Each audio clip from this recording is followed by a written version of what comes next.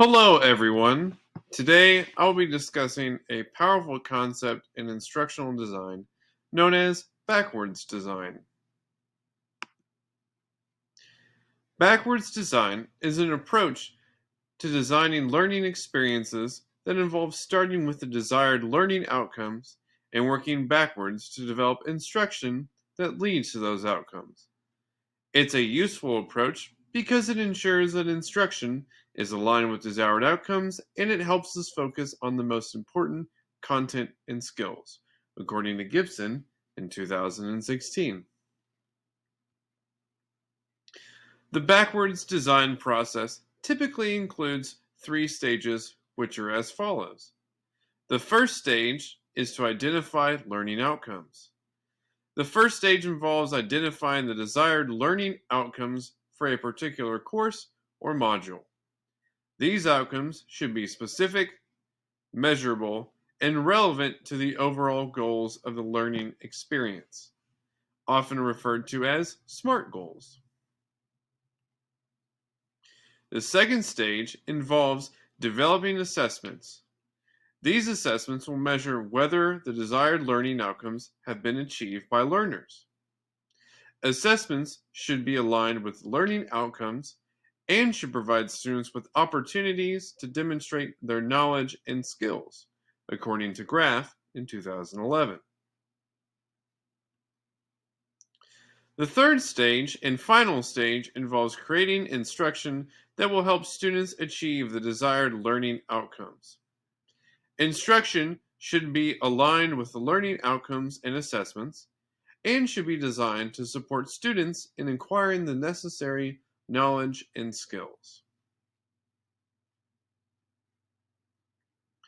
Now that we've discussed the stages of backwards design, let's explore why this approach is so powerful, according to Brown and Pendergast 2020.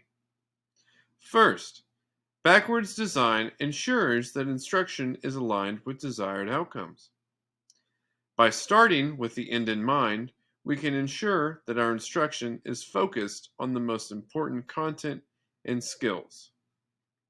As a math teacher, there have been times that I've went to design a unit or lessons and have had to cut some things because it just doesn't address my desired learning outcomes. We tend to do this as a math department where I teach because it just makes building our instruction around what we want to assess a much simpler and condensed process rather than just blindly following a textbook or other curriculum guide.